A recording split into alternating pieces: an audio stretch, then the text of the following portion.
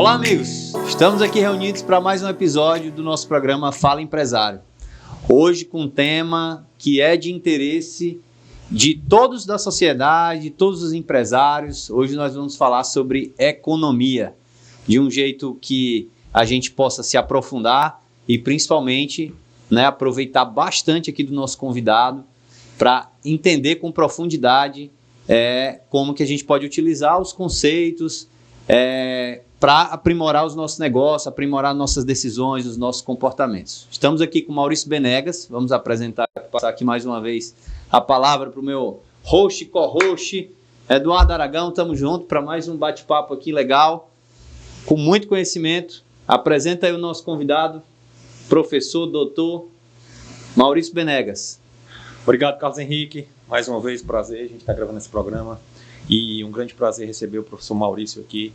Professor Maurício, muito obrigado pela sua presença, obrigado por aceitar o nosso convite. Eu tenho certeza que o senhor vai dar um show aqui, porque eu já lhe conheço de outros bate-papos, tá certo? Maurício Benegas possui graduação em Ciências Econômicas, pessoal, pela Universidade de Sorocaba, é mestre, é doutor em Economia pela Universidade Federal do Ceará, atualmente é professor titular da UFC no curso de pós-graduação em Economia, o famoso CAEM-UFC. Professor Maurício, o Maurício ou o Benegas, muito prazer, muito obrigado por aceitar o nosso convite e eu queria já emplacar o meu primeiro pedido aqui no nosso bate-papo, que é falar um pouquinho da sua visão, quem é o Maurício Benegas, fala um pouquinho para a gente aí, quem é o Maurício na perspectiva pessoal, na perspectiva profissional, e muito obrigado por ter vindo. E como o sorocabano veio parar 20 anos atrás aqui. 25 anos, virou cearense. Conta um pouquinho pra gente. Sim. Bom, eu queria agradecer o convite, é um grande prazer, Carlos, Henrique, Eduardo, tá com esse bate-papo interessante. Eu assisti algumas edições do programa pelo Instagram, achei bem legal, a participação, ouvir o empresário é sempre muito interessante. Eu sou um grande entusiasta do empreendedorismo. Eu sou tão entusiasta e respeito tanto a iniciativa de empreender que jamais seria um, porque eu não tenho perfil para ser empreendedor. Bom, sobre mim é difícil a gente falar sobre si mesmo, eu acho que quem pode falar melhor talvez seja minha esposa, Mas a minha decisão de vir para cá foi uma decisão muito racional, no sentido de que a pós-graduação em economia ela possui um exame nacional, que na realidade é o mesmo, é como se fosse um Enem da pós-graduação. Você faz uma prova e, dependendo da pontuação da sua prova, você tem lá um rol de instituições para as quais você pode estudar, E das instituições que estavam disponíveis para mim, a que eu considerei que tinha o melhor perfil, que mais se encaixava com os meus interesses na época, era o CAEM, Porque tinha uma pegada mais matematizada, é uma coisa que eu gosto bastante, de utilizar o que a gente chama de métodos quantitativos para estudar a economia, porque facilita a forma de raciocinar os fenômenos econômicos. Você tem um custo de entrada e de aprender a matemática, no entanto, depois que você aprende, esse custo está pago e é só benefício. Você começa a criar um mapeamento cerebral utilizando esses que a gente chama de modelos econômicos, para compreender fenômenos que às vezes são bastante complexos, relações que não são tão óbvias num primeiro momento. E a certa altura, como a gente estava conversando aqui antes do início do programa, a certa altura eu decidi que a minha casa ia ser Fortaleza. É claro que oportunidades são imperativas, então eu tive algumas para sair do estado, inclusive para voltar para São Paulo, mas eu não queria, eu queria ficar por aqui. Então assim que houve a oportunidade, eu agarrei com os dois pés e as duas mãos e não soltei mais. E estou aqui há 25 anos, sou casado com uma cearense, tenho uma filha cearense e tenho uma neta cearense. Que bacana, que bacana. Não tem mais nem como sair. Não tenho nenhuma pretensão de ir embora. Legal. Maurício, eu queria começar perguntando o seguinte, sua experiência, como acadêmico, como professor, chega à sociedade? Chega às empresas? Se sim, como? Olha, Eduardo, essa é a pergunta de $1 bilhão. Entenda bem, por alguma razão que tem várias explicações possíveis para esse fenômeno, que é o distanciamento entre a academia e a iniciativa privada. Entre governo e academia, nem tanto, né? Parece que a coisa flui um pouco melhor, né? Então, por exemplo, não é incomum você ter acadêmicos ocupando, por exemplo, cargos importantes de alto escalão dentro do governo. Mesmo hoje no governo do presidente Lula, o nosso ministro da Fazenda, por exemplo, é um acadêmico, ele é professor da USP. Né? Acho que no departamento, não sei se era o departamento de economia, isso aí eu não vou saber responder, mas ele é professor da USP. E no passado tivemos vários acadêmicos, inclusive acadêmicos brilhantes, né, que ocuparam cargos de alto escalão dentro do governo federal. Aqui no governo do estado é frequente isso, né? Então a interação com o governo existe. Eu, pessoalmente, já tenho tido experiência, já está com uns bons 5 anos, através de uma iniciativa da Fundação Cearense de Desenvolvimento Científico e Tecnológico, que é a FUNCAP. A FUNCAP ela tem um programa chamado Programa Cientista-Chefe. O que é esse programa? Esse programa é uma forma de você juntar a ciência, o conhecimento científico que é produzido na universidade, com os problemas da gestão pública, da administração pública. Esse programa já está com 5 anos, eu fiz parte do programa Cientista-Chefe da Economia, que era sediado na CEPLAG, Secretaria de Planejamento, e hoje faço parte do programa Cientista-Chefe do Tribunal de Contas do Estado. Então, sim, eu tenho uma vivência em que a minha... E não são atividades dissociadas, e nem devem ser.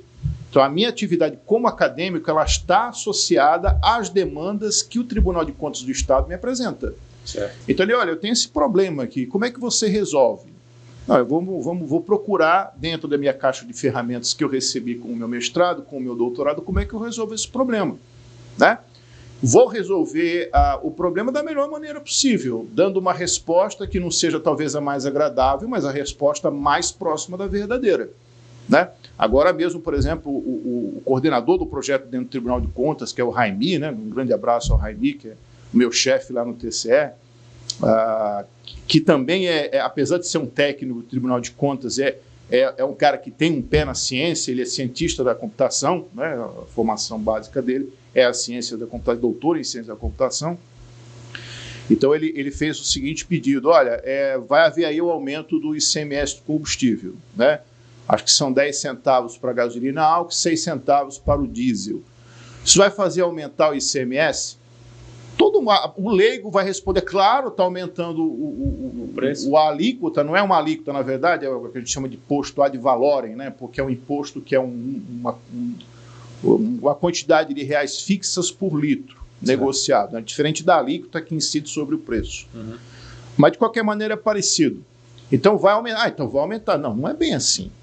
Combustível é o tipo de coisa que mexe com a economia toda. Então, você mexeu no preço do combustível, principalmente do diesel, você mexeu com a estrutura de custo das empresas, que precisam de contratação de transporte, de frete. Com a comida, né? Na mesa. Mexeu com comida na mesa, mexeu com tudo, né? Você mexeu com a gasolina, você mexeu com o custo de transporte. Então, a inflação vai ser impactada, inevitavelmente. O quanto ela vai ser impactada, essa é uma questão complicada. Assim, o mecanismo de transferência de aumento de combustível para a inflação não é uma coisa tão óbvia, está sendo estudada faz anos e ninguém tem uma resposta totalmente correta, assim, totalmente fechada sobre essa questão. Então, raciocina comigo, aumenta a inflação, o preço da gasolina aumenta a inflação, porque esse aumento no combustível não é só do Ceará, no Brasil todo. Todas as secretarias da Fazenda, Brasil afora, vão aumentar em 12 centavos, em 10 centavos o preço da gasolina e em 6 centavos o preço do óleo diesel. Todas. Uhum. Né? Além de que a Petrobras também vai fazer um reajuste do preço do óleo diesel, né? Porque mas assim, para compensar perdas, porque não houve aumento, a Petrobras não aumentou o combustível em 24, nada, nem R$1. E obviamente que se você não acompanha o preço do produto, não acompanha o custo, né, que é o preço internacional do petróleo, você vai acumulando perdas, né, ou deixa de ganhar, no mínimo. Então, vai haver um reajuste de óleo diesel, vai haver um reajuste da gasolina. Então, fora o aumento do ICM, que não é pouco, o aumento do ICM não é pouco. Então a pergunta, vai aumentar? Qual o impacto na arrecadação? Eu não sei. Eu não posso te responder isso, eu vou ter que investigar. E fiz uma investigação, né? Os resultados apontaram que não necessariamente aumenta. O mecanismo é simples, aumentou a inflação, né? Inevitável. Aumentou a gasolina, aumentou o preço do álcool, do gás de cozinha, aumenta a inflação. Né? Aumentou a inflação, sei lá, por alguma conjunção de fatores que não apenas o aumento da gasolina, você tem um impacto na inflação de tal sorte que você se distancia do centro da meta. Aí a distância do centro da meta, o Banco Central tem que responder com aumento de taxa de juros. Aumentou a taxa de juros, freia a atividade econômica. Freou a atividade econômica a tal ponto de... e o ICMS incide sobre a atividade econômica, então são totalmente correlacionados. A tal ponto de o aumento na alíquota, o aumento no imposto, ser compensado pela queda na atividade e, de repente, a arrecadação cai. É simples assim, entendeu? Então, não é uma resposta direta. Entendo. Não é uma resposta direta. Maurício, assim, para que a gente aqui está, como eu lhe disse... Agora, deixa eu só... desculpa. Pois não. A sua pergunta é se eu tenho interação, a minha vida acadêmica tem interação. Isso. Tem interação com a administração pública. Agora, com a iniciativa privada, zero. Pronto. Me parece que é mais um problema de posicionamento da iniciativa privada, porque a economia não é a única área do conhecimento que está distante da iniciativa privada. Então, a sua constatação é que a universidade ela é distante da iniciativa, assim como a iniciativa... Completamente. Há um problema dos dois lados. Eu não sei... Na sua visão, o que é que poderia ser feito para que essa aproximação existisse? Eu acho que tem uma componente cultural. Eu não sei, de repente o empresário, como você disse, ele não se interessa muito ou não acredita muito na universidade, de repente, né? A universidade tem uma certa fama de ser um oba-oba danado, não sei o quê, e não é verdade. Né? Quer dizer, se você olhar, eu vou dar um chute aqui, tá? Esse número é chutado. 99% da ciência que é produzida no Brasil sai de universidades públicas. Né? E não é pouca. O Brasil tem uma participação até interessante na produção científica mundial. Não é, poderia ser bem melhor, mas também não é pouco. Né? Na área de saúde, a gente tem muita gente na fronteira, mesmo em economia tem muita gente boa. Assim, só que os nossos bons profissionais acadêmicos, eles estão doando aula nos Estados Unidos, na Europa. Né? Porque a carreira no Brasil está meio ruim, mas isso é uma questão diferente. Mas, enfim, o fato é que há uma barreira institucional, cultural, legal, que impede uma aproximação entre essas duas iniciativas, né? A acadêmica e a empresarial. A gente está quebrando essa barreira e está trazendo um professor para cá para a gente poder falar para os empresários diretamente. Aí eu queria te fazer a seguinte pergunta. Como empresário, tá certo? O que é que eu posso, na sua visão, como economista, o que é que eu posso estar atento para poder tomar minhas decisões de investimento, de expansão dos meus negócios, para eu ser mais otimista, para eu ser pessimista? Didaticamente, o senhor como professor de economia, ou você como professor de economia, o que é que você diria para um empresário ler? Qual a fonte ver? Assistir, né, o jornal, ler o jornal é suficiente? Acompanhar pela internet? Então, eu, como empresário, Eduardo, tendo a formação que tenho de economista, eu focaria em tais dados. Esses dados estão em tais fontes. Por favor. Se eu puder colocar uma pimenta nessa pergunta aqui, professor, me permita. Quando a gente acompanha muito a economia, notícias, sejam lidas, sejam, né, assistidas as notícias, e os meios de comunicação também trazem um certo viés. Às vezes você assiste a mesma notícia em um meio de comunicação, ele traz uma conotação mais negativa, outras vezes você assiste por outro meio, ele traz uma conotação mais positiva, isso deixa aquilo confuso, muitas vezes o espectador confuso. Hoje mesmo, nós vamos já abordar sobre o Brasil. Você olha dados do Brasil de modo frio, se você for olhar os números, você vê a economia crescendo, você vê o PIB crescer, você vê o desemprego em níveis mais baixos, né, da história. Aquilo, numericamente, parece fazer sentido, mas quando a gente assiste o jornal, parece que está sempre em crise, parece que está sempre ruim o negócio. Então, assim, só colocando a pimentinha na pergunta aqui do Eduardo. Mas eu queria voltar para as fontes, porque eu sinto isso, essa necessidade, assim, de como ler, de como se atualizar. Eduardo, é o seguinte, a questão de que fonte eu vou beber vai depender muito da minha, qual é a minha formação, né? Isso é inevitável. O que eu consigo entender? Entendeu? O empresário, ele tem que olhar para duas coisas. Ele tem que olhar para o setor onde ele atua e para a conjuntura econômica, tá certo? Falando de conjuntura, que variáveis? É difícil você falar assim, olha, eu vou correr um risco danado aqui de elencar meia dúzia, mas não é assim, entendeu? Mas para o que ele tem que olhar? A inflação, porque a inflação quando ela se descontrola, ela está como uma...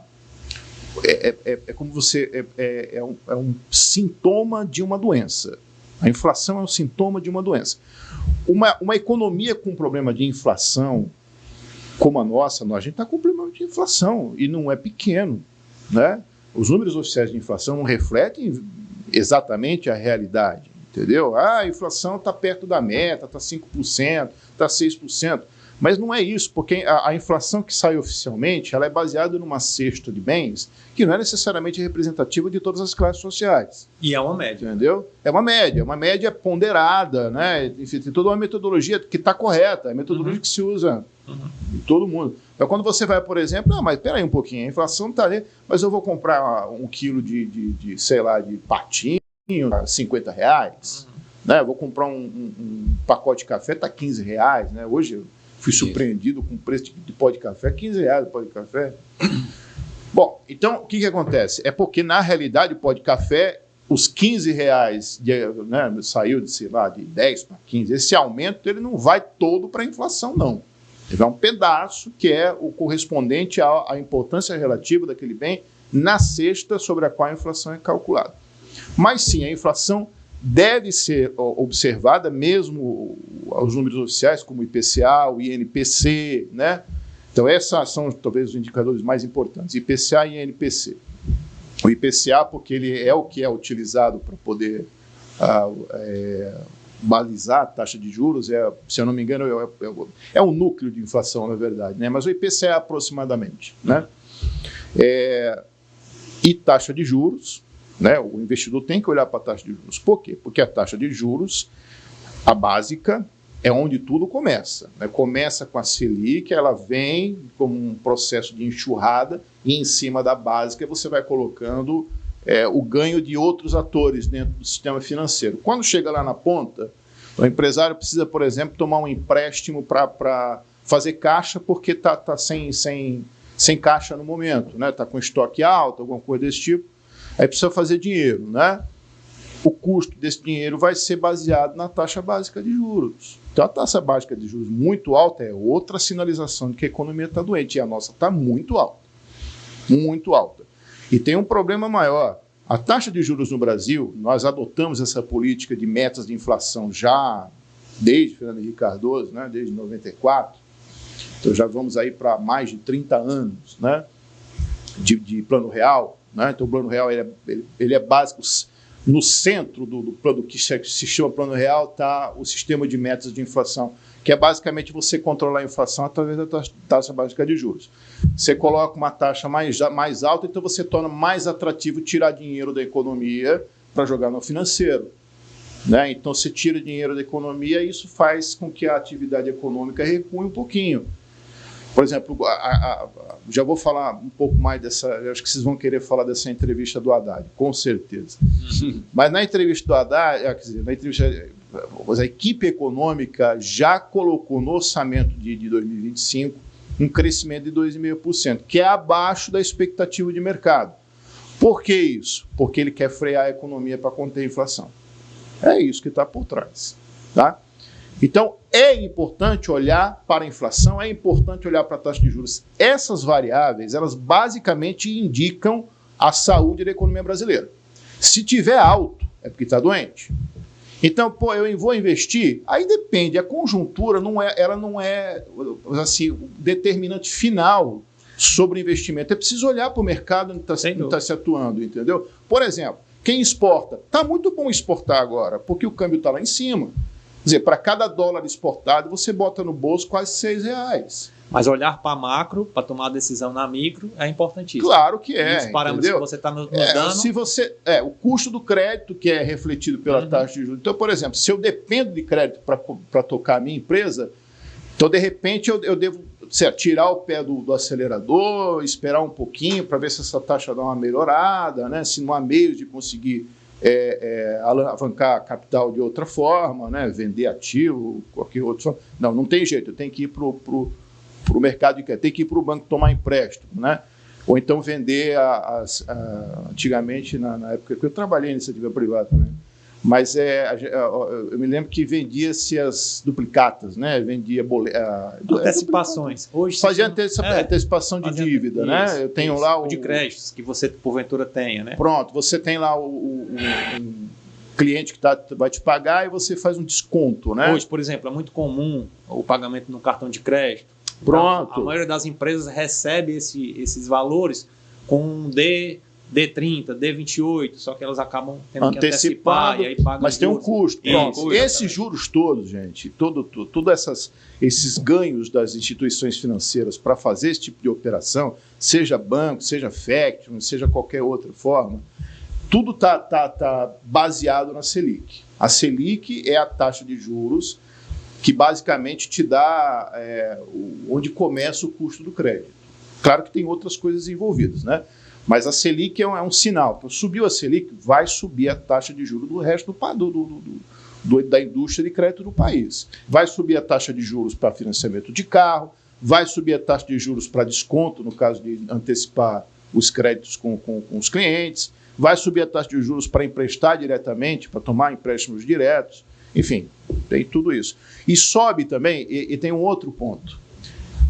Às vezes o empresário, por exemplo, mesmo que ele tenha recurso próprio, tá? Ele tem R$1 milhão, e ele tem duas opções. A opção é expandir seus negócios ou colocar esse dinheiro no mercado financeiro. Por exemplo, a título direto. Olha, hoje, a não ser que seja uma coisa que realmente eu vá acertar na mosca, é um negócio que vai dar um retorno certo, eu pegaria esse 1 milhão e jogaria no mercado financeiro. Compraria tesouro direto. Né? Por quê? Porque o tesouro direto hoje está rendendo real, em termos reais, a taxa de juros de longo prazo, mais de 6%. 7, 8? É uma coisa.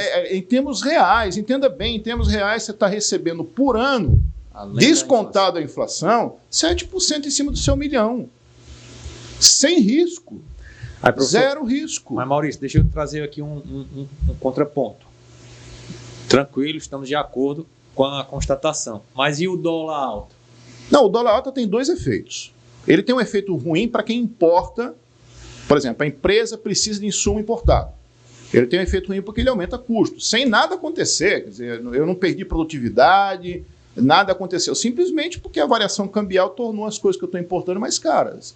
Mas ela tem um efeito positivo que é estimular a exportação. Então, quem, por exemplo, atua no mercado interno e externo, de repente pode fazer uma composição diferente, diminuir um pouquinho a oferta interna, aumentar um pouquinho a exportação. Obviamente, para quem tem acesso ao mercado externo, né? Então, o câmbio, assim, ele é vilão para alguns, mas ele é herói para outros, entendeu? Aliás, eu acho que a inflação no Brasil tem muita ligação com o câmbio. Hoje tem uma componente fiscal muito forte, né? Que tem uma componente cambial também muito forte.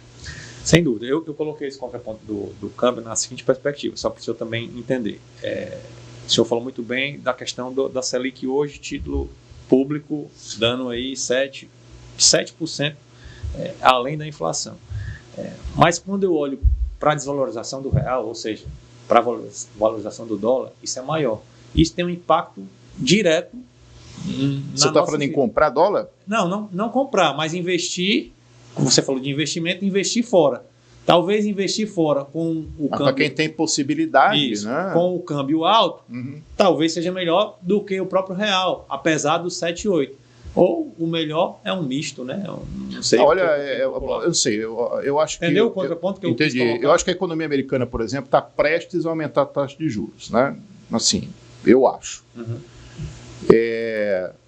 Aí você me pergunta, bem, será que não vale a pena, de repente, mesmo com câmbio... É porque você tem que entender o seguinte, você não investe em dólar, você investe em real.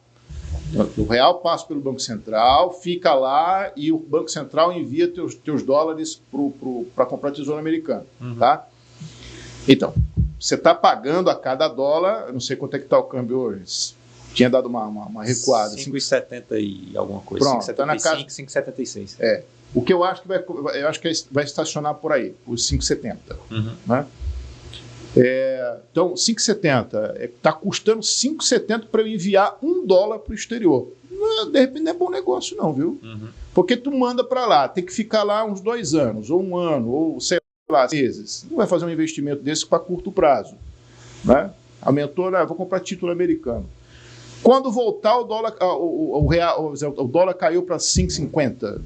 Então, tu ganhou a taxa de juros lá, mas perdeu na desvalorização cambial. Porque para cada dólar que você estava recebendo 5,70, você passa a receber 5,50. Não sei se é negócio, né? Investir fora é outra coisa. O governo vai taxar os offshores agora, né? Os investimentos fora, dos paraísos fiscais aí da vida. Maurício, eu ouvi de alguns especialistas da sua área a seguinte frase: a economia brasileira, né, tem uma fotografia boa, que é o que o Carlos acabou de... eu esqueci de falar sobre o que ele disse. A economia brasileira tem uma fotografia boa, mas o filme, se você olhar bem, ele não é bom. Né? Aí, só contextualizando essa afirmação para passar a bola para você. A fotografia boa é o que ele falou. É um PIB que está em crescimento, desemprego baixo, etc. Tem reservas, o Brasil tem boas reservas de dólares, etc. Mas quando eu olho para o filme, aí eu vejo a questão fiscal. Aí eu vejo vindo o Haddad dizer, pode ser que esse ano a gente venha com um crescimento menor. Não, já está contabilizado no orçamento um crescimento terceiro, quarto semestre falam em recessão. Né? Então, assim, para você, o Brasil, de fato, a economia está com uma fotografia boa e um filme ruim? Nem sei se a fotografia está boa. A fotografia está boa para quem olha e assim, olha para os números de forma... sem entender o que está por trás. Né? O Carlos Henrique falou para o desemprego, está caindo. Olha, o desemprego caiu não é porque se criou postos de trabalho. Porque assim, qual é a situação ideal no mercado de trabalho? Porque o fluxo do mercado de trabalho é criação e destruição. Então você cria posto novo, destrói outros. Né? Por exemplo, a empresa fechou, demitiu os funcionários, destruiu o posto de trabalho. Mas uma outra empresa abriu e criou mais postos do que aquela. Essa diferença ali, isso é criação de emprego. Não é o que está acontecendo no Brasil. No Brasil, o que está acontecendo é que tem um monte de gente saindo do mercado de trabalho e indo para a informalidade. Então, assim, é um problema que a gente chama de composição da força de trabalho. Por quê? Você só considera o indivíduo desempregado se ele estiver procurando emprego. O indivíduo que está em desalento, como o termo técnico é desalento, que não está procurando emprego, ele sai das estatísticas sobre desemprego. Então, esse exército gigantesco de pessoas atuando na informalidade, ele não conta no desemprego. E é isso que está acontecendo no Brasil. Olha só, quando você aumenta a transferência de renda, que é Bolsa Família Nacional, as bolsas regionais, nas ajudas que são importantes, etc. Mas isso passa a tornar o salário de reserva muito alto. Porque o salário de reserva é aquilo que você recebe sem trabalhar. Então, assim, o cara, para sair de casa trabalhar, ele precisa ganhar de X para cima. Então, se a transferência de renda que ele está recebendo para não trabalhar, não trabalha, cumpre esse X para cima, ele não vai pressionar o mercado de trabalho. Ou se ele vai na intenção de manter essa transferência de renda, de tal sorte que ele não precise abrir mão, ele vai para o mercado de trabalho informal e não abre mão da transferência, ele junta as rendas. Se eu não me engano, são 54 milhões ou 57. Olha, é um percentual espantoso. Então, assim, o que está acontecendo no Brasil nada mais é do que um efeito de composição. Você está tirando indivíduos do mercado de trabalho e colocando na informalidade. Culpa disso. Primeiro, a dificuldade de se encontrar emprego, né, de carteira assinada, vamos chamar dessa forma. E a segunda questão é que a transferência de renda, não tem jeito, né? A transferência de renda é um problema. Por exemplo, você vai contratar uma secretária do lar, uma empregada doméstica, não sei qual é o termo correto hoje em dia. De cara ela diz, não, mas eu não quero que assine minha carteira. Por quê? Porque ela quer manter a transferência de renda que ela vai receber o salário mais a transferência de renda. Né? Então, mas para as estatísticas oficiais, ela está na informalidade. Entendeu? Ela não é uma pessoa que está pressionando o mercado de trabalho. Então, o desemprego aí não é o que parece. Não é. E assim, ó, é uma associação direta. Que eu vou fazer uma pergunta, uma associação direta. A gente vê realmente a mão de obra indo para o caminho da informalidade e muitas vezes se prende à informalidade para não perder o benefício. Isso. Não seria uma solução do governo pensar em ter um programa para estimular as pessoas a voltar para o ambiente de trabalho? Porque hoje mão de obra, também fruto dessas políticas, ela é uma mão de obra até difícil de você preencher. Existem muitas oportunidades de trabalho, às vezes até difícil de preencher. Não seria uma solução você manter o benefício durante um tempo que a pessoa ainda tem a carteira de trabalho? Entenda. Tem que combinar com a pessoa, né? Não, veja bem, o que você está me sugerindo é o seguinte, é que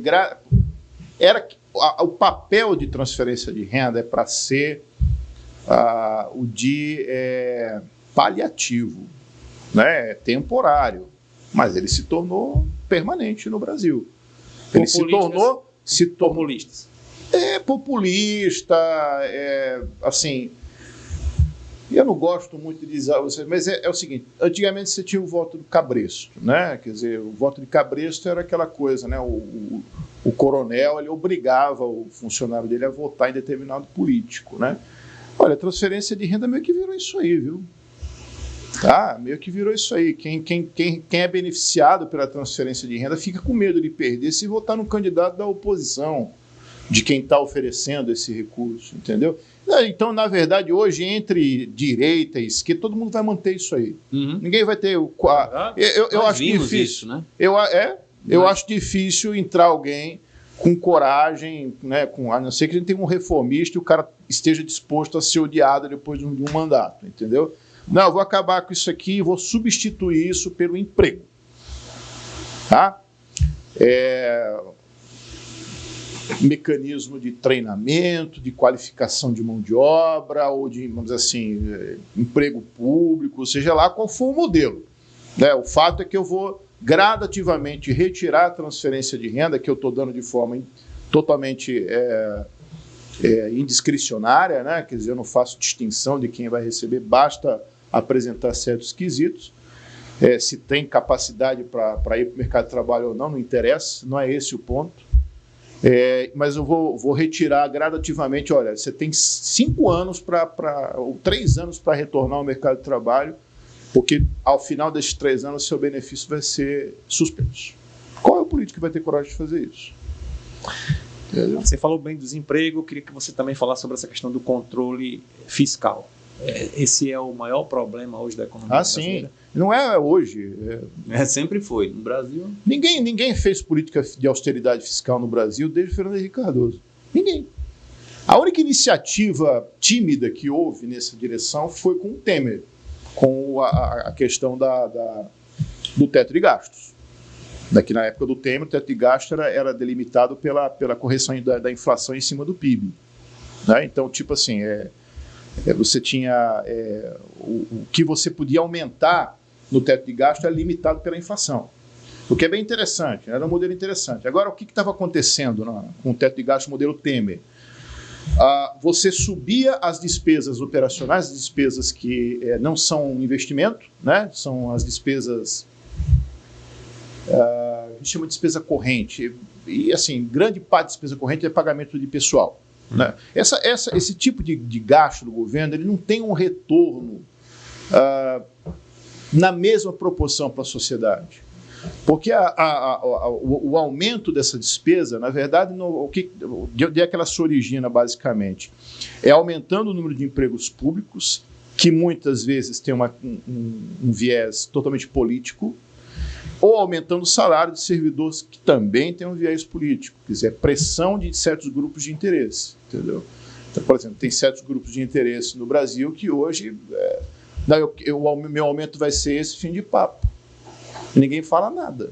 Entendeu? Você tem uns super salários na administração pública, que é um treco. Né? Tem gente que ganha R$1 milhão por ano. É funcionário público. Isso é inconcebível. E assim, o que a gente vê são os aumentos dos gastos, tá, numa proporção, né? E isso, como você bem pontua, é histórico. Uhum. Mas esse descontrole, né, esse gastar muito, né, esse não economizar, Benegas, isso reflete em quê? Vamos lá. Se eu gasto mais do que eu arrecado, eu gero uma dívida, um déficit. Uhum. Né? Então, eu gerei um déficit, eu preciso cobrir de alguma forma. Né? Porque o governo tem que honrar com seus compromissos. Uhum. Então, esse déficit vira dívida. No exercício seguinte, déficit de novo, dívida. Déficit de novo, dívida. Déficit de novo, dívida. E isso a dívida vai aumentando. E a dívida vai aumentando, ela vai, vamos dizer assim, cada vez que você aumenta a taxa de juros, o pagamento dos serviços da dívida aumenta também. E aí você entra num processo em que a dívida começa a apresentar uma trajetória explosiva. Chega uma hora que não tem jeito. Ou o governo diz assim, não vou pagar mais ninguém, né? E isso o Brasil já fez no passado, são as moratórias. Simplesmente dizer que eu não vou pagar mais ninguém. Eu deixo de pagar funcionário, deixo de pagar fornecedor, deixo de pagar tudo. O pagamento dos títulos. Isso é péssimo porque sinaliza que o país não honra contratos. Péssimo. Né? Vocês, como da área de direito, né, Eduardo, sabe que você não honrar contrato, você está sujeito às penas da lei. Agora, um país não está. O que acontece, por exemplo, é que nas moratórias que o Brasil teve uma moratória no governo do Sarney, em que os nossos navios que, né, transportavam produtos que iam daqui para o exterior ou voltar, foram impedidos de sair dos portos dos países credores. Cara, o negócio é fake. Você não tem não tem uma lei que vai dizer, você vai receber essa punição, né? Mas você vai ter uma reação dos credores que vai ter retaliação comercial ou de qualquer outra natureza. Você vai precisar de um recurso do FMI, você não vai ter, entendeu? Esse descontrole também reflete na inflação? Totalmente. É diretamente ligado. Na verdade, na minha opinião, hoje as duas principais fontes, as principais causas da inflação no Brasil é câmbio e contas públicas. Contas públicas na verdade, essa taxa de juros alta, né, que a gente usa para controlar a inflação, ela está intimamente ligada com o descontrole do fiscal. Né? Então, assim, o Brasil precisa fazer ajuste fiscal. E o ajuste fiscal no Brasil, você não tem muito espaço para estar aumentando imposto. A carga tributária no Brasil já é alta. Não é a mais alta do mundo, mas é alta. Né? E, assim, a maioria dos economistas que são especialistas em economia do setor público vai dizer para você, cara, você não tem que olhar para imposto. Você tem que olhar para você ver como é que está a participação do Estado na economia. Você tem que olhar para os gastos. Porque, de algum jeito, esse gasto vai ser pago. Ou por imposto, ou com dívida. Seja de uma forma ou de outra, se ele não está conseguindo pagar esses gastos com o imposto, ele vai ter que se endividar, que é ruim. Ou se ele está conseguindo pagar esses impostos e os gastos estão muito altos, é porque ele aumentou a carga tributária. Isso também é ruim para a economia. Então, olhe para os gastos. Se tiver em uma tendência crescente, é um sinal de que lá na frente a economia vai estar doente. A nossa já está. A nossa economia está com um problema fiscal desde Fernando Henrique Cardoso, como eu disse. Você enxerga a recessão, de fato, para esse ano no país? Não enxergo, não. Eu acho que vai continuar crescendo. Talvez a gente cresça 3% de novo. Acho eu. Quando eu falo recessão, só para me corrigir, não, aquela recessão técnica. Não, recessão técnica. Vai ter aqueles dois semestres ali. 2 semestres não, 2 trimestres. Recessão técnica quando você tem dois trimestres consecutivos e agora, assim, pior do que isso é crescer abaixo da tendência, né? Porque você falou antes do programa sobre PIB potencial, né? O PIB potencial é aquele que consegue empregar os fatores, né? Então você consegue empregar todos os fatores de produção. Havia, no passado, algumas estimativas de que o PIB potencial no Brasil era em torno de 4%. Né? O crescimento deveria ser em torno de 4%. Né? Então, qualquer coisa abaixo de 4% seria tecnicamente chamado de recessão. Então, crescer 3%, principalmente porque a gente levou muita pancada nos últimos 15 anos, nos últimos 10 anos, né? 2015 para cá. E assim, a gente teve depressões bem significativas do PIB, né? No final do governo da Dilma, né? Ainda no Temer, porque o Temer pegou para fazer reforma.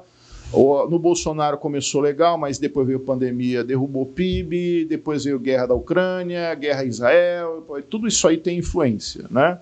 E um governo que não está muito preocupado em conter gasto. Tá? Então isso tudo tem atrapalhado um crescimento sustentável do PIB. Agora, o que eu acho que a gente ainda cresce esse ano, eu acho. No entanto, nosso crescimento não é sustentável. Com uma política fiscal sem austeridade, não dá para sustentar crescimento. E o que faz a gente enxergar ainda com otimismo esse crescimento do PIB, especificamente? Para esse ano? Isso, o gasto. Ano. Na verdade, eu acho que o que está sustentando é gasto do governo. Tem uns aumentos previstos para certas categorias do funcionalismo público para esse ano.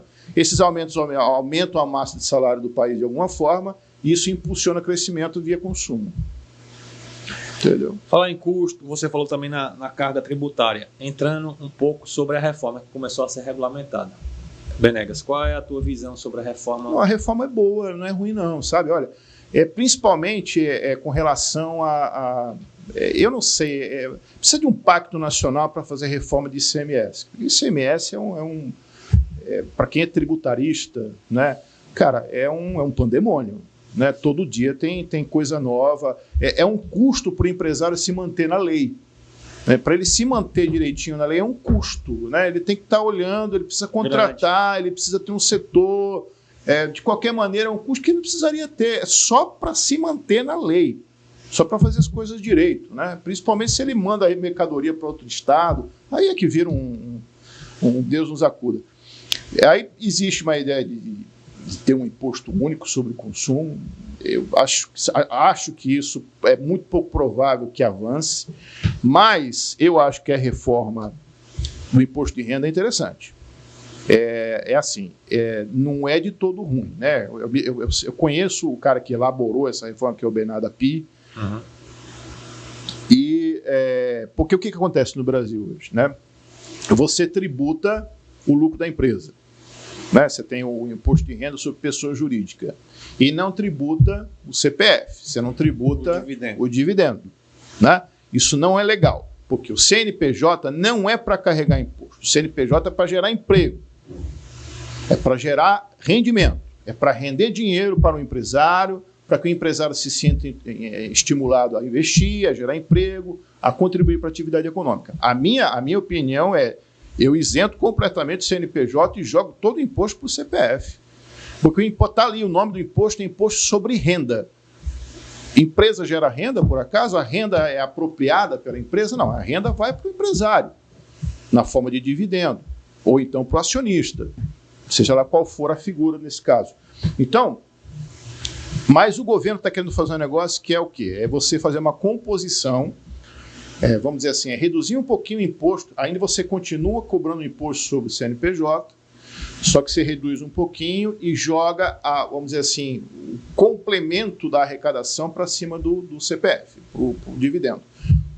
Isso não é fácil de fazer, mas também não é porque não é fácil que a gente não vai fazer. Né? Então eu acho que vai ficar um negócio interessante. Por quê?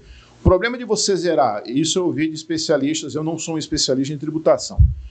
O problema de você zerar o CNPJ e jogar tudo para o CPF é uma coisa chamada pejotização. Todo mundo vai virar CNPJ. Então, o profissional liberal vira CNPJ e tudo vira CNPJ. Então, já que não é taxado, né? Então, eu acho que essa forma de você não zera, né? Mas também não onera completamente, é interessante. Como vão fazer isso, realmente eu não sei. Mas, assim, eu vejo com otimismo, pelo menos, aprovar um texto base. Entendeu? Porque eu vou te dizer, eu ouço falar em necessidade de reforma tributária também desde o Fernando Henrique Cardoso. Né? E ninguém ainda botou para frente. Como a reforma da Previdência. A gente fez uma reforma da Previdência a contento? Não, não fez. É sempre ali uma fração daquilo que realmente precisa. Mas, pelo menos, fez alguma coisa. Né? No sentido assim, a Previdência já você vai ter que fazer outra reforma. Né? O que seria legal? É você fazer uma reforma do sistema tributário brasileiro para que ele fique moderno, cara, em linha com o que acontece nos países mais desenvolvidos, que não é o caso. Né? Nosso sistema tributário ele é um pandemônio, é uma bagunça, né? Assim, cheio de lei, né? Vocês entendem disso bem melhor do que eu. E de tal forma que assim, o imposto em si acaba não sendo um grande problema. O maior problema é o custo de você acompanhar essa legislação que é muito confusa. Né? Então, eu acho que o aumento da eficiência no processo vai ser bom para o governo e é bom para a sociedade também. Tem muitos desafios pela frente aí, Maurício. Tá? Tem muitos desafios. A reforma, ela efetivamente foi aprovada, né, constitucionalmente, e agora se começou a sua regulamentação propriamente. Então, a gente tem aí um grande desafio pelos próximos 8, 10 anos. Pronto. A gente vai trabalhar aí com 2 sistemas. Eu vejo assim, algo que muita coisa vai acontecer, tá? Inclusive no âmbito do judiciário, tá? Porque ela vem com situações que vão dar muitas discussões, mas enfim, é algo que é para o futuro, mas eu estou com você, a reforma ela é necessária e o ideal é que de fato ela acontecesse para pelo menos simplificar. Porque são muitas obrigações acessórias e é um custo muito elevado para as empresas. Mas, voltando aqui um pouco para a sua área propriamente, eu queria entender, né, a visão do Benegas quanto a como é que ele enxerga o Banco Central. É uma instituição importante? É uma instituição forte? Qual é a tua visão, Benegas, como economista do Banco Central? Não, eu acho que o Banco Central tem um papel fundamental em economias modernas. Está fazendo corretamente, no caso do Brasil, o seu papel? Olha, você pode, né, se quer escolher o banqueiro central para ser o inimigo do Brasil, pode escolher, mas não é ele. Né? A taxa de juros está alta, não é porque ele escolheu estar alta. Tem um modelo dentro do Banco Central. Tem uma explicação técnica. Claro, tem um modelo que diz assim, a inflação é tanto, você costa uma taxa de juros de tanto. É claro que aquela taxa de juros ali ainda ela vai passar por um conselho, né, que é o Conselho de Política Econômica, e aí o conselho vai dizer, não, essa taxa aqui talvez não seja adequada, um pouquinho menos, ou um pouquinho mais, aí tem os ajustes. Mas a taxa, né, o núcleo da taxa, vamos dizer assim, ela sai de um modelo. É um modelo matemático, computacional, que você joga lá no computador, pá, sai ali. Não é o banco, é o presidente do Banco Central que escolhe, né? O Galípolo vai escolher 15%, vai escolher 14%, ou como a Dilma fez, por exemplo, mas de vez em quando tem umas canetadas aí que, digamos assim, que sai um pouco do projeto ou do cálculo. Eu não sei. Técnico, né? Eu não sei. Assim, é difícil.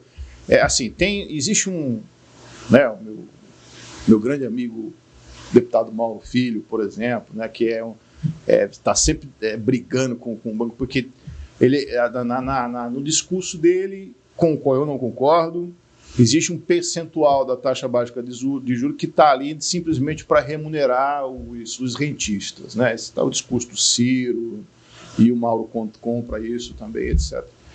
Eu não concordo com isso. Entendeu? Não. Por exemplo, o Galípolo não é o economista do PT? Ele saiu. O Galípolo, que hoje é o presidente do Banco Central, ele saiu do seio do PT. Você saiu do Roberto Campos Neto, que vamos colocar nesses termos, porque é assim que parece que as pessoas querem discutir as coisas hoje. Você pegou um presidente do Banco Central de direita, que estava com uma taxa 14,5, 14, e saiu para um economista, para presidente do Banco Central, de esquerda, com a mesma taxa, tendendo a subir. Então, peraí um pouquinho. Então, a questão aqui não é viés ideológico. E não é. Eu tenho colegas que trabalham no Banco Central. Você pensa, não, isso é conversa fiada, isso não existe, não. A taxa de juros que sai de um modelo chamado SAMBA, que é um acrônimo. é basicamente um modelo de equilíbrio geral computável e estocástico. É um modelo que tenta pegar toda a economia inteira, né? Você joga lá vários valores e ela simula para você qual deveria ser a taxa de juros. Com a intenção principal de controle de inflação. Entre outras coisas. Né? Entre outras coisas. Porque a taxa básica de juros, ela também remunera os títulos públicos. Ela também é a base para a remuneração dos títulos públicos. Quando a dívida está alta, essa taxa também tem que subir. Não é só a inflação. Entendeu? Quando a dívida está alta, por exemplo, para você contratar mais dívida, por exemplo, aumentou. Quando você deve demais, você está sinalizando para o mercado que você é um mal pagador. Agora, dever de mais, dever de menos é uma coisa relativa. No Brasil, dever demais, o Brasil está devendo demais. Né? Eu não sei quanto é que está a dívida relativamente ao PIB hoje. Né? 80 e poucos por cento. Pronto, é demais no Brasil. Né? Se você pega uma Itália, ela deve o PIB mais uns 20%. Mas a Itália é rica. Né? A própria economia americana também deve... Não, mas quem é rico, tudo bem. Você tem uma indústria que tem um setor produtivo poderoso, né? A China pode dever o PIB e mais, talvez... A credibilidade é outra, né? É outra coisa, né? Então, assim, o Brasil dever 80% do PIB não é legal. Né? Então, isso está sendo... E outra coisa, a gente está com... A dívida sinaliza que não vai baixar. A curva é ascendente. Aí, vamos dizer assim... Aqueles que vão emprestar dinheiro ao governo, que somos nós, ou então pessoas de fora, né? Acho que a maior parte da dívida hoje é risco interna, maior, né? Prêmio maior. Prêmio maior. É assim que funciona o mercado. Então, tá muito claro. É muito bacana a sua explicação, Benegas, porque assim, fica muito claro, porque a gente ouve e vê muito que juro alto combater a inflação. Não é só isso. Não. Eu preciso rolar minha dívida, eu preciso de dinheiro enquanto país. E para eu conseguir esse dinheiro, eu preciso ofertar mais, porque o meu risco é maior. Risco maior. Então, dentro desse cálculo, para esse juro, também aquela coisa, isso, na verdade, além de outras coisas. Isso, na verdade é assim, o Tesouro ele registra o déficit do governo. Aí ele emite um título, certo? E o Banco Central, que é o banco do governo, ele vai vender esse título no mercado. O deságio desse título, relativamente ao valor de face, é a taxa de juros. Entendeu? Então ninguém, por exemplo, ninguém em sã consciência, ninguém vai comprar título público com um deságio que seja menor do que a taxa básica. Então a taxa básica começa dali o deságio. Aí vai descendo. Né? Você vai, por exemplo, os dealers, né, que são as instituições que são as primeiras compradoras, os primeiros lotes de dívida.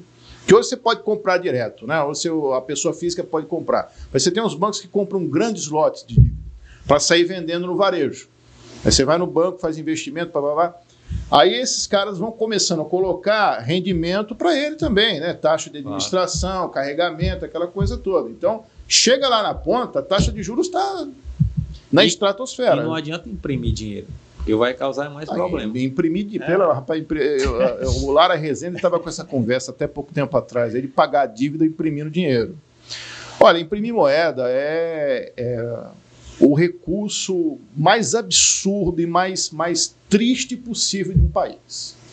Mas vivemos isso muito intensamente na pandemia, né? Assim, em vários países. Não, mas era a situação de guerra. Uma situação muito atípica. Situação de guerra. Mas o Brasil, ele praticou a impressão de moeda para poder pagar as contas públicas, não é direto, né? Porque assim, o grande cliente do Tesouro Nacional era o Banco Central. O Banco Central comprava os títulos públicos do Brasil, jogava isso no seu ativo, e na contrapartida do passivo era a base monetária. Ou seja, você tem que expandir base monetária para poder equilibrar o balanço. Adivinha como é que ele fazia isso? Imprimindo dinheiro. Aí toma inflação. Entendeu? Então você quer acabar com tudo de vez? Pega essa linha de raciocínio aí. Vamos imprimir dinheiro. Graças a Deus que o Lara Rezende sumiu das... Olha que o Lara Rezende é um dos pais do Plano Real, né? Sem dúvida. O nome do Plano Real, o nome técnico do Plano Real é Larida, né? Que era Lara Rezende e Pércio Arida. Legal. Benegas, qual é a sua visão, né, da equipe econômica? Da equipe econômica não. Qual é a sua visão do governo sobre o aspecto econômico? Como é que você vê aí o país hoje sendo governado, né? E aqui não é sobre o aspecto ideológico, não. Não, eu vou falar da questão estritamente técnica. Isso. Tá? Técnica / política, porque não são coisas indissociáveis, infelizmente. Ou felizmente. A gente cansou de falar aqui que o governo precisa controlar gasto. Bom, acontece que isso não está na cartilha dos economistas do PT. Me desculpe. Você vai falar em cortar gasto no PT? Você não enxerga isso até 2026? De jeito nenhum. Olha, o Haddad pode ter toda a boa vontade no mundo. Entendeu? Mas quem manda é o partido. É o núcleo duro do partido. Tá? Então, talvez nem o próprio Lula tenha assim, autonomia, com todo o prestígio que ele tem dentro do partido. Tem autonomia para fazer o que ele quer.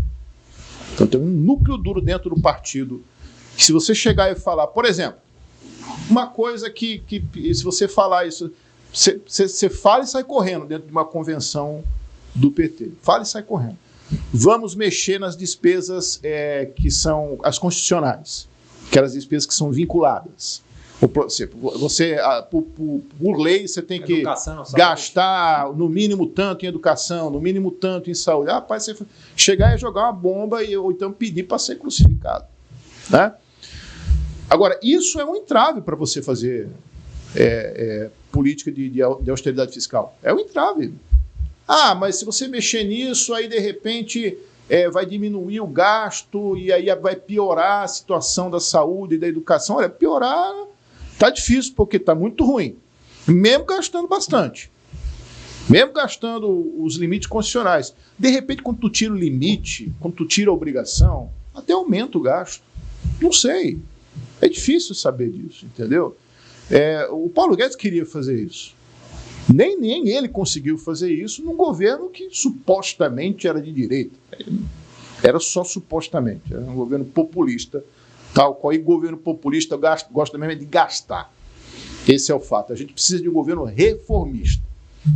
Entendeu? Opção tem por aí. Né? Então, o governo, por exemplo, com uma equipe... Volto a dizer, o Haddad parece que gostaria de fazer um governo brasileiro, não vai conseguir. A impressão que eu tenho, Benegas, e é mais ou menos o que você está falando, mas a impressão que eu tenho é que os técnicos, eles têm o diagnóstico certo. Os técnicos aí, eu estou me referindo ao Ministério da Economia propriamente. Eles têm o diagnóstico técnico. Eles têm, né, o remédio para o nosso problema. Mas aí, no meio disso tudo, tem algo que é chamado de política. Não, eu nem sei se tem, viu, o Eduardo? Era para ter, né? Era para ter. A impressão que dá é que, assim, quem entende, Benegas, sabe qual é o problema, qual é a doença. É evidente que o descontrole fiscal é um problema gravíssimo. E que a solução está em cortar gasto. Só que entra a política, como você bem pontuou. Cortar gasto não está no dicionário do economês do PT. Me desculpe, eu não tenho nada contra, também não tenho a favor. Tá? Eu tenho reservas sérias com relação ao PT comandando a economia de um país. Né? A gente não tem boas experiências. Ele teve uma experiência positiva com o Lula 1. Lula 1 basicamente foi um governo nos mesmos moldes do governo Fernando Henrique Cardoso, que não era ruim, porque era um governo olhando para reformas. E ainda teve coisas a mais, como uma política social um pouco mais expansiva, expandiu, né, o alcance do Bolsa Família, que na época era o Bolsa Escola, né? Acho que era o Bolsa Escola, não me lembro. Que eram transferências vinculadas, né? Então não eram livres, né, como é hoje, basicamente qualquer um que atender a certos critérios recebe. Mas na época não, você precisa estar com os filhos na escola, aquela coisa toda. Se o filho sair da escola, perde o benefício. Então, Lula 1 foi um governo, até me surpreendeu na época. Né? Mas, depois de 2008, que foi a crise do subprime, aí veio o que é o pensamento petista sobre economia. Estado gastando até não querer mais. Subsídio para setores, vamos dizer assim, que são altamente concentrados. Né? Você dá subsídio para aquela política de campeões nacionais, aquelas empreiteiras gigantescas que são paraestatais, recebendo subsídios para poder alavancar seus negócios, distorce a economia. Quem não recebe o subsídio fica em situação de competição, em situação de desvantagem. Né? Então, assim, gastando, é uma presença enorme, é uma interferência dramática do Estado na economia, como fez a Dilma com relação ao preço dos combustíveis, que baixou na base do decreto, baixou a taxa de juros também na base do decreto. Ali sim foi uma interferência grave. Ali foi uma escolha, eu escolhi uma taxa de juros. Não é a taxa de juros que a economia precisava. Não, tivemos o resultado, né? E o resultado foi catastrófico. Catastrófico, porque a economia, ela, em algum momento, ela vai cobrar. É isso que as pessoas de dentro do PT não entendem.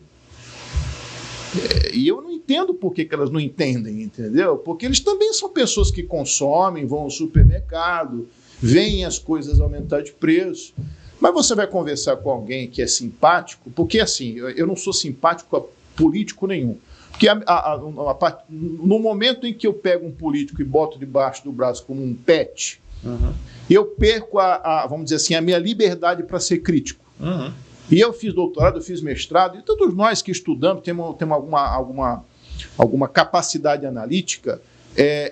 O meu papel não é falar bem de governo, não é isso. É falar quando está errado, falar bem quando está certo, falar mal quando está errado. Não é falar mal, é apontar os erros. É criticar. Construtivamente. Entendeu? Então, mas se você pegar o político e botar de braço como um pet, você perdeu a liberdade para fazer isso. Então você vai conversar com quem é simpático ao Lula e começou a botar em culpa a inflação está alta por causa do Trump. O Trump entrou agora. A gente está com um problema da inflação faz tempo. Mas eu falo isso, Benegas, porque assim, a gente vê isso em diversos tipos de governos.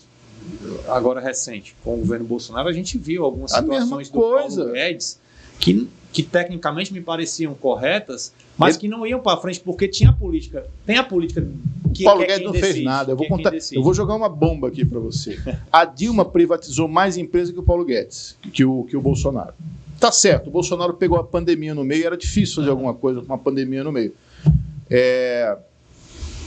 Mas o Paulo Guedes, cara, falou de privatização e assim, entrando em caixa, coisa da ordem de trilhões de reais. Acho que privatizou aí 1/3 da Eletrobras, vai lá, né? Privatizou em condições muito estranhas, né? Preservando emprego público, umas coisas super esquisitas.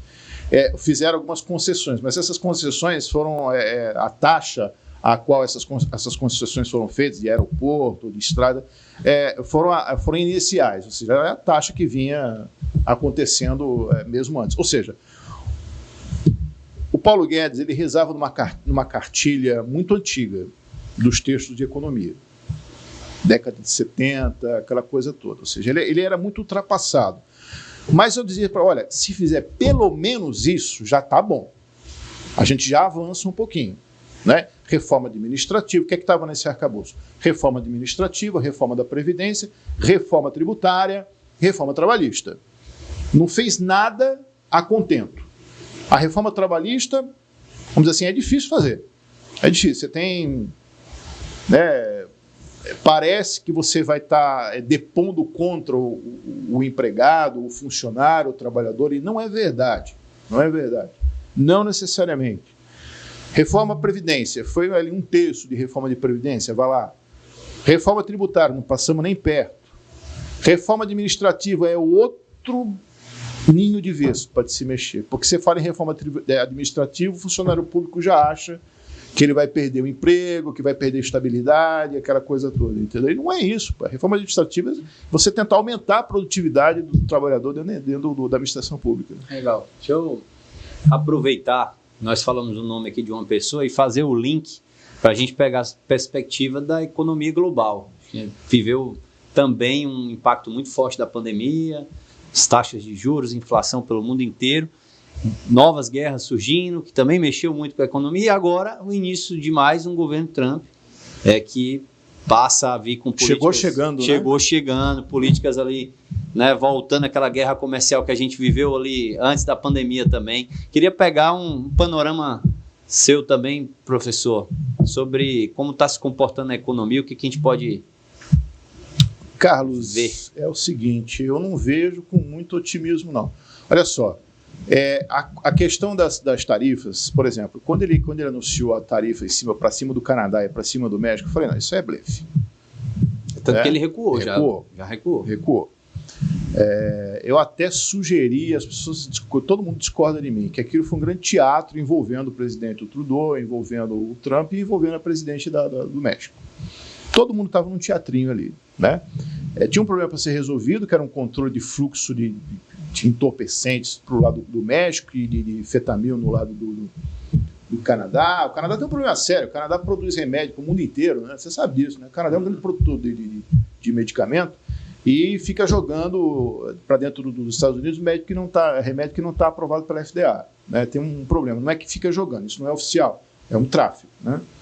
Então, na promessa, né, de controlar esse fluxo, o Trump voltou atrás com relação à taxação, pelo menos temporariamente. O que vai ser definitivo, eu não tenho nenhuma dúvida disso. Ele não vai comprar briga comercial com parceiros tão importantes como é o México e o Canadá. Os americanos têm muitos negócios no México, têm muitos negócios no Canadá, né? Montadoras americanas que fabricam carros no Canadá, fabricam carros no México. Então, essa briga ele vai recuar. Com a China, pode ser que ele endureça, né? A China realmente é muito agressiva, está nesse momento muito agressiva no mercado automobilístico, com os elétricos e híbridos, né? Hoje em dia, ninguém bate a China em termos de produção e de qualidade de produto, ninguém bate a China, não. Né? Se bate com preço muito lá em cima. Né? Você não vai pegar uma Volvo ou uma Audi, por exemplo, e comparar. Que são melhores? São carros melhores do que os chineses? Sim, são melhores. Mas custam 3 vezes mais, ou 4 vezes mais, sei lá. Né? Um produto chinês equivalente custa uma fração. Então, eles são muito agressivos. E talvez o Trump, na realidade, a taxação aqui não é comprar uma briga, é conter a agressividade da China como potência econômica, né?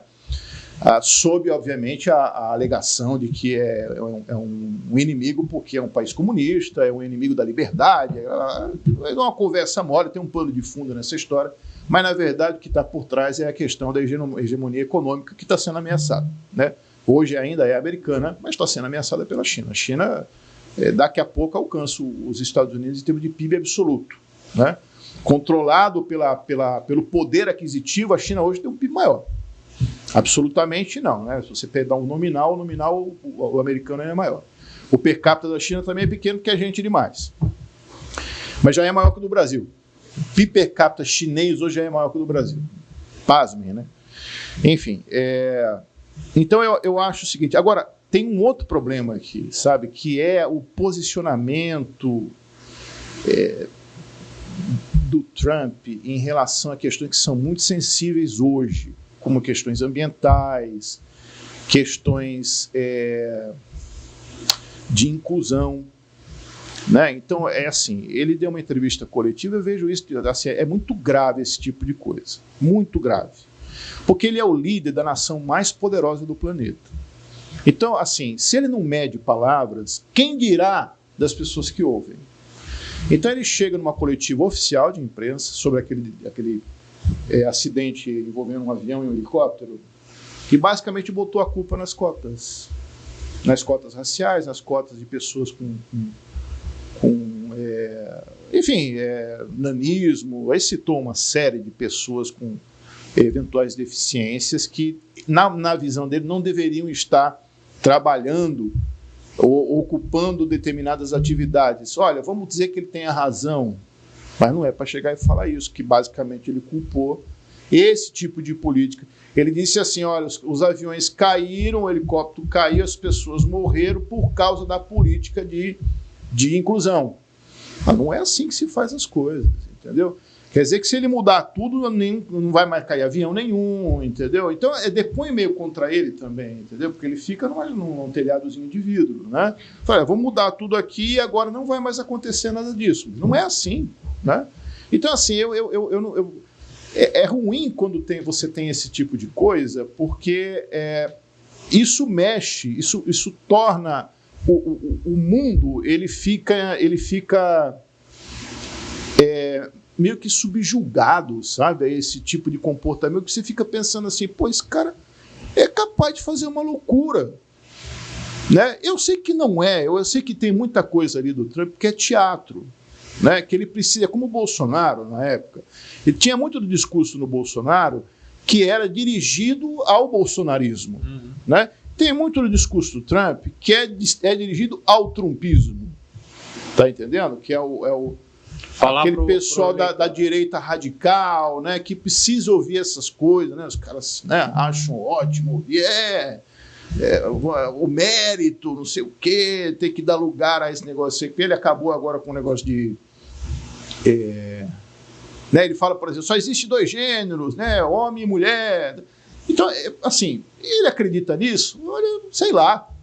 Mas muito provavelmente ele diz esse tipo de coisa aí para que o trumpista ouça, entendeu? Para agradar o trumpista. Mas falando da economia propriamente dos Estados Unidos, como é que você a vê? É um momento ainda de crescimento, na sua visão? Não, a economia americana provavelmente vai crescer na mão dele, entendeu? Por quê? Porque ele quer pegar e trazer a empresa de volta, a empresa que está produzindo na China voltar, a empresa que está produzindo na América Latina volta para os Estados Unidos, ele quer reindustrializar os Estados Unidos. Né? Agora, a que custo? Porque, veja bem, o salário médio dos Estados Unidos é lá em cima. Né? Então, o custo para você manter uma empresa dos Estados Unidos é muito maior do que continuar produzindo na América Latina, ou na Ásia, ou seja lá qual for o outro país. Porque, assim, o empresário, você sabe, ele não toma uma decisão para perder dinheiro, ele toma uma decisão para ganhar dinheiro. Né? Então, se ele vai voltar para os Estados Unidos, tem que ser mais vantajoso do que ficar no onde ele está. Como é que você vai fazer isso? Eu não sei. Se for subsídio, lá vem dívida. Entendeu? E para vir dívida, vai ter que subir taxa de juros. Então, a economia americana até avança, mas o resto do planeta começa a pagar os pecados do Trump. Era a minha pergunta, qual é o reflexo disso para economias emergentes? O reflexo é imediato, entendeu? Liquidez do mundo toda corre para os Estados Unidos. Corre para os Estados Unidos, entendeu? Começa a subir taxa de juros. Se ele vai se endividar para chamar essas empresas de volta, através de subsídio, esse tipo de coisa, ele vai ter que subir taxa de juros. Aí você sobe taxa de juros. Quer dizer, o rendimento real da taxa americana, que hoje está 0, mais ou menos, de longo prazo, sobe para 1%, você pega o dinheiro do mundo e joga tudo lá, meu. É impressionante. Por quê? Porque é um título, cara, que não tem... risco zero. Se a zero... Risco zero. A zero já investe, entendeu? A zero já investe. Porque assim, você coloca o teu dinheiro lá e vai dormir em paz. Entendeu? Você está colocando dinheiro, você está emprestando para a economia mais rica do planeta. Entendeu? Benegas, o papo é bom. A gente conversa por muito tempo, mas eu sei que o seu tempo também é valioso e obviamente, é preciso respeitá-lo. E a gente tem algumas perguntas aqui de bate-bola para o final, que eu gostaria de ouvir o Benegas quanto a isso. Por exemplo, um livro que você indicaria, tema economia. Para ampla audiência, eu imagino. Sim. Olha, eu vou indicar 2, né? Porque acho que eles não é que se complementam, mas olham a economia sob 2 perspectivas diferentes. Um é o Free Economics. Eu acho que o título em português é Free Economics também, né? Que é um livro interessante porque acho que é o Matt Rabin, que é o autor do livro, ele coloca a economia em situações do dia a dia que você nem imagina que realmente a ciência econômica tem a ver alguma coisa com aquilo. Entendeu? Por exemplo, a decisão de casar. Hoje você tem modelos econômicos que dizem com quem é que as pessoas vão se casar. Qual é a união? O cara consegue tem um modelo que o cara consegue prever qual a probabilidade de que aquele casamento não dure. Né? Então, assim, o que a economia tem a ver com isso? Tem tudo a ver com isso, porque a decisão de casar é uma decisão econômica. Entendeu? Porque quando você casa, você compartilha recursos, tem uma série de coisas aqui envolvidas. Então, Free Economics é um livro muito legal e, assim, é ampla audiência. O outro livro, que é do recém-prêmio Nobel de Economia, que é o Daron Acemoglu, que é o Porquê as Nações Falham. Né? Ali você consegue entender qual é o problema do Brasil. O Brasil, na verdade, tem um problema crônico que vem desde a sua, vamos dizer assim, desde o Império. Né? Então, a forma como o Brasil foi colonizado, tudo isso ainda tem reflexo hoje. Né? Então, são 2 livros que eu acho que de economia, de 2 grandes economistas. Né? Se eu não me engano, é o Matt Rabin, o autor do Free Economics, e o livro do Daron Acemoglu, que é o livro Por que as Nações Falham. dois livros que são muito legais de ler e vocês vão aprender economia bastante, viu? Porque ali tem basicamente o essencial. Vai anotando, Carlos Henrique. Já anotei aqui. O Freakonomics eu já li. É? É muito bom. É muito Eu bom, tenho muito em casa. legal aquele livro. Esse eu te empresto. Agora o outro eu não... Um livro, tema livre. Ixi, e aí... Agora pegou. Não, é porque, assim, eu sou um grande fã, um fã convicto de ficção científica. Ó, E, pô, tema aí, livre. aí as pessoas vão falar assim, porque tem muita gente que considera ficção científica um subtema, né, um subgênero. Mas eu adoro os livros do Isaac Asimov. E, assim, você quer começar por algum que seja realmente intrigante, pode começar pela Fundação, né, a trilogia. Ou então um livro só, porque mudou o título, né? Acho que hoje em português é Os Próprios Deuses. É um livro bem interessante também. Assim, um pouquinho assim, o Isaac Asimov escreve o que se chama de sci-fi hard, né? Que é muito baseado na ciência, porque ele era um cientista, né? Ele era um químico, escreveu inclusive livros de química, né? Era professor, acho que de Berkeley, eu não me lembro direito. Mas então era um cientista escrevendo sobre ficção científica. Cara, não podia ruim, não dá nada ruim, né? E Arthur C. Clarke também, que também é um clássico bem legal. Mas eu sugiro os Contos de Robô, Fundação. Fundação é legal porque tem muito de economia também na Fundação, cara. Tem economia lá. Que legal. Tem uma questão política, tal, de geopolítica, de concentração de poder, aquela coisa toda, é bem legal. Então, de tema livre, é por aí. Legal. Eu fico meio cismado de falar. Nada. Porque o pessoal, o cara te espera assim, o cara vai falar, sei lá, Clarice Lispector, ou então vai falar algum escritor brasileiro, tipo, sei lá. Mas tudo é válido. Érico Veríssimo, né? Teria algum livro que você indicaria para... Não leia esse. Não leia. Tem, Venegas? Tem. Um livro que me traumatizou, mas talvez seja por causa das circunstâncias, o momento, que foi como é que é o nome desse livro? Talvez eu não tivesse o preparo intelectual e a idade para ler aquele livro naquele momento, né? Que é aquele livro Ulisses do... Já você lembra. Eu me esqueci o nome do autor, tá? Mas aquele livro me traumatizou. Por quê? Porque, na verdade, ele é uma peça literária considerada uma obra de arte, mas para quem talvez seja um especialista em literatura. Porque o cara vai descrever um batente de porta, ele leva 5 páginas. Entendeu? Então, assim, eu fiquei meio traumatizado com aquele livro. E eu me coloquei aquilo, eu tinha uns 15 ou 16 anos de idade, né? Então é o seguinte, olha, se é para não ler, é esse aí. É esse aí, entendeu?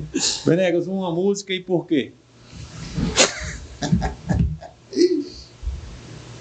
O que você gosta de ouvir, Venegas? Rock progressivo e heavy metal. Por quê? Cara, eu sei lá, eu gosto pra caramba. Então, rock progressivo eu sugeriria uma banda, né? Que é o Genesis, na época do Peter Gabriel, né? Ali até 72, mais ou menos, né? E heavy metal eu sugiro Metallica, que pra mim o Metallica é imorrível, né? É uma banda de heavy metal que consegue estar se renovando. Assim, ela não sai, ela não acaba, né? E são os mesmos caras, eles não brigam. O que é uma coisa impressionante, né? Que todo mundo acha que quem está nesse meio só tem doido e tal. Mas eu gosto, assim. Eu não sou dizer assim, o cara é eclético para música. Não exatamente, né?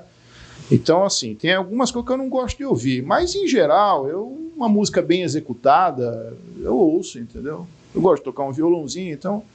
Assim, uma música bem executada é legal. Pode ser uma bossa nova, né, uma MPB e tal. Agora sim, você... Né, forró... Arrisca puxar ali o microfone ali e cantar também?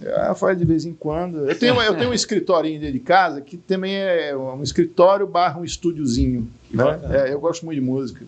Gosto de música, gosto de filme, gosto de livro, gosto disso tudo aí. Que bacana. Já pensa que acadêmico é só ler enfiado. Livro técnico, né? Não. Pelo contrário, tudo isso aí acaba contribuindo para a criatividade, para você ter inspiração de fazer as coisas. Já aconteceu isso muito. Eu já teve ideia de artigo científico em mesa de bar, muitas vezes. Legal. O problema é lembrar no outro dia, né? Agora anota. Manda uma mensagem. Tem que pegar. Você bota aqui. Manda uma mensagem. Opa, cara, esse negócio é legal. Por que você escolheu a economia? Foi acidental. É o seguinte, quando eu decidi, estava na época de decidir o que eu ia estudar na universidade, etc. Na verdade, eu queria fazer física, né? Então, eu fiz vestibular, na época era o vestibular, né? Era o vestibulinho, né, da USP. Passei na primeira fase, só que o que acontece? O curso era integral, né? E eu precisava trabalhar, né? Minha família, eu vim de uma família humilde, né? Eu tinha que contribuir com a renda de casa, né? Então eu tinha que trabalhar. Então eu falei, bem, então não vai dar, né? Porque período integral, eu tinha que morar na capital, não tinha condições da minha família me manter, né? Como eu disse. Então eu falei, bom, então eu vou ficar por aqui mesmo e vou escolher o curso melhor avaliado. Na época, pelo Almanac da Abril, vocês se lembram disso? Acho que vocês não são desse tempo, não. Não, mas eu lembro. Você lembra do Almanac Abril? Pronto, o Almanac Abril ele trazia anualmente a classificação dos cursos. Eu não lembrava que trazia isso aí, não. Trazia. Mas o Almanac Abril eu conheço. Trazia um monte de informações, vários rankings, entre eles os cursos, né? E o curso melhor avaliado da universidade local, que na época, na verdade, não era universidade ainda, não, era universidade já, que é a Uniso, né? Era economia. Eu vou fazer isso aqui, eu não sabia nem o que era. Mas com pouco tempo, assim, eu falei, não, esse negócio aqui é legal, cara. Você mistura. Porque eu queria estudar matemática, eu queria ser cientista, né? Fazer física. Tal. Mas aqui você também tem alguma coisa assim, você pode, né? Pegar o comportamento das pessoas e colocar numa equação. Achei interessante, né? E aí pronto, aí segui carreira na área, mas foi acidental inicialmente. Legal. Benegas, um convidado que você gostaria de vê-lo aí no seu lugar? Márcio Veras Correia, colega, coautor de artigos. Márcio Veras. Um cara que talvez seja um dos mais especialistas em mercado de trabalho hoje no Ceará, ou talvez no Brasil. Márcio Veras. Benegas, uma pergunta que a gente poderia ter feito aqui a você e não a fizemos e que... Vocês não perguntaram da entrevista do Haddad, né? Eu falei, eles vão perguntar da entrevista do Haddad. E que você quisesse falar, né? Algo que a gente não tenha perguntado e que você, rapaz, eu gostaria de ter falado disso. Não me veio uma pergunta para isso. Não. A não ser que você esteja com muita vontade de falar dessa entrevista do Haddad. Não, é porque eu falei, olha... Algo que você queria falar e a gente não deu. Mas é porque houve uma repercussão muito grande dessa entrevista, né? Que a entrevistadora, eram 3 entrevistadores, mas acabou dando destaque para a entrevista não esqueci o nome daquela comentarista de economia da CNN. Eu também não lembro não, mas... Enfim. Foi aquilo ali, viralizou, né? Viralizou. E aí eu falei, peraí, eu não vou... A gente está com essa mania agora de pegar recorte de uma coisa, às vezes editada, né? E tomar aquilo como informação fast food, né? Rápida, então você toma aquilo como verdadeiro. Não, eu vou assistir a entrevista inteira, né? Porque, no mínimo, é o que eu posso fazer, né? E não é nada daquilo, entendeu? Ele estava ali no papel de ministro da Fazenda, sendo muito cauteloso com as coisas que fala, tentando proteger o presidente ao qual ele serve, né? Então, o rei ao qual ele está servindo, enfim. Mas é isso. Eu acho que todas as perguntas foram muito bem colocadas, o programa está muito bem estruturado, bem legal. Talvez uma discussão, numa outra ocasião, sobre questões de ambiente de negócios, né? Qual é o papel do governo para melhorar o ambiente de negócios? Legal. E o governo pode fazer muita coisa, né? A começar de ganho de produtividade. Né? Ainda no bate-bola, Benegas é um investidor? Eu sou um gastador. O movimento é economia, né? Rapaz, é o seguinte, se você investir também é importante porque você gera poupança e poupança pode se transformar em investimento na mão de uma outra pessoa. Mas consumir também gera, cara. Então, assim, a pessoa, cara, você tem dívida? Não tenho dívida. Então você não está contribuindo para a economia. Não, eu não sou um consumidor compulsivo, mas não sou um poupador também, né? Assim, eu gosto de transformar o dinheiro em coisas, né? Eu não tenho apego a dinheiro, né? Eu tenho apego ao que o dinheiro pode proporcionar, né?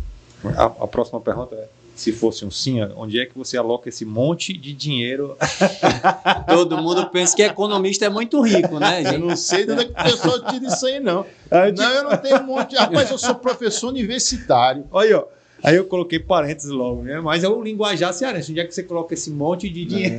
Tem um monte de dinheiro. Rapaz, se eu tivesse um monte de dinheiro, aí sim eu podia pensar em pegar uma parte e investir. Mas se eu fosse investir hoje, era no Tesouro.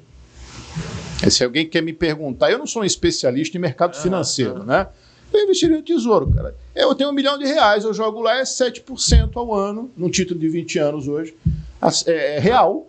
Acima da inflação. Cara, eu coloco pode ser que os homens não controlem bem, aí vem um default aí. Não, se vier um default, aí você vai acabar carregando esses títulos. Tem que diversificar. Não, você vai acabar carregando uns títulos podres, mas em algum momento, pode demorar anos, né? O governo ele faz uma reforma. Não acredito, que foi uma brincadeira. Não acredito nisso, que o Brasil chegue acho que o Brasil passou mas... dessa fase, não tem mais. A gente não volta mais para isso, não. É uma brincadeira. Mas aí que, Carlos, uma última pergunta aqui no bate-bolo, tá? Qual foi a maior gentileza que você já recebeu na vida?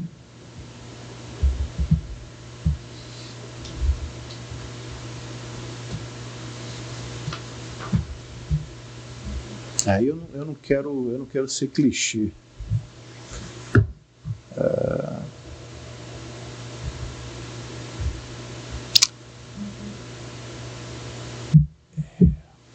A gente vive num mundo em que todo mundo desconfia de tudo, né? E aí uma vez, quando eu fazia as minhas viagens de Sorocaba para São Paulo, para fazer vestibular, numa dessas viagens aí, né, que eu fiz nessa época, eu fui para a rodoviária para pegar o ônibus de volta para casa e o meu cartão do banco não funcionou, né? E eu, com medo de ficar andando com dinheiro no bolso e tal, eu ficava nessa de, não, quando chegar lá na rodoviária eu tiro para poder ir embora. Não funcionou. Aí eu fiquei desesperado. Não tinha dinheiro e tal. E tinha um postinho da Polícia Civil dentro da rodoviária, naquela rodoviária da Barra Funda, São Paulo, da Polícia Civil. Eu cheguei lá e falei, pessoal, aí peguei meu relógio, né? Cheguei para um agente da Polícia Civil e falei, olha, eu vou deixar meu relógio com você e eu vou pedir que você me empreste um dinheiro para eu poder voltar embora para casa, né? Porque eu falei, pai, o cara não vai me dar o dinheiro, então eu não vou pedir o dinheiro. Eu peguei, tirei o relógio, dei na mão dele, não precisa disso não, faz o seguinte, está aqui o dinheiro e quando você vier para cá de novo, você me devolve. E era uma quantidade, sim, uma quantia significativa, né? Sei lá, uns 120, 130 reais hoje, né? Não é uma quantia desprezível, né? Mas ele me deu de tudo de bom grado. Eu acho que isso foi um ato de generosidade bem interessante, assim, se a gente considerar... Marcante. Se a gente considerar o tipo de sociedade em que a gente está inserida hoje, né? Que eu podia chegar e mentir, né? Ele está falando, né? Eu quero esse dinheiro para comprar droga, né? É a primeira coisa que vem na cabeça da gente quando alguém pede dinheiro para esse tipo de coisa. Olha, precisa pegar um ônibus, né? A primeira coisa que vem na cabeça da gente vai comprar cachaça, droga, coisa do gênero, né? Mas esse agente da Polícia Civil, que tinha tudo para ser o mais desconfiado do mundo, não. Ele foi extremamente gentil. Não tem problema não, cara. Aí eu fui no outro dia lá, não no outro dia, mas quando eu voltei... Em outro dia. Em uma outra situação, um pouco depois. Não foi muito tempo depois, não. Ele não estava lá, né? E ele foi transferido e tal. Aí eu falei, rapaz, e agora não vou mais conseguir devolver o dinheiro, né? Não sei se isso conta como uma gentileza. Para mim foi bastante marcante. Eu fiquei bem surpreendido na ocasião, sabe? Mas foram tantas na vida, mas essa foi interessante. E isso aí eu não esqueço. Bacana. Legal. Encerramos agradecendo ao Benegas mais uma vez a gentileza de ter aceitado o nosso convite, cara. E assim fica a oportunidade, aliás, fica um próximo, né, um convite para uma próxima oportunidade que eu gostaria de trazê-lo aqui, porque infelizmente a gente, né, tem esse limite de tempo, a gente acaba não tratando tudo, mas enfim, dá para explorar o Benegas aí em muita coisa ainda que a gente não conversou, cara. Com certeza, Maurício, obrigado. Professor Maurício Benegas, foi realmente conforme a gente na introdução comentou que ia abordar de modo profundo alguns temas. Fica a pauta que você mesmo sugeriu para o próximo episódio, né, com que a gente faz esse link. Verdade, a questão da produtividade, né? Exatamente, é muito legal. E é um tema amplo, claro. Com certeza. Complexo. E eu esqueci de oportunizar ao Benegas. Benegas, se você quiser deixar uma última mensagem, as suas redes aí de contato, não sei se você tem redes sociais, enfim, fica à vontade, por favor. Não sou ativo nas redes sociais, não, mas eu só queria agradecer, eu acho que foi bem, eu acho que essa iniciativa é uma iniciativa extremamente importante, é produtivo para a sociedade, tem um retorno para vocês, tem um retorno para os seus clientes, e eu acho que é bacana, eu espero que vocês prosperem nessa iniciativa e que ela continue por muitos anos. Eu parabenizar a ambos pelo profissionalismo, programa muito bem executado. E vou fazer uma sugestão aqui. Debate. Em vez de trazer traga dois. Legal. Com opiniões contrárias, para tratar, de repente, de outros temas, que não exatamente economia, mas sempre voltando à questão do mundo dos negócios, né? Acho que é legal. Benegas. Agradeço demais. Obrigado. Valeu? Muito obrigado. Valeu. Valeu, gente.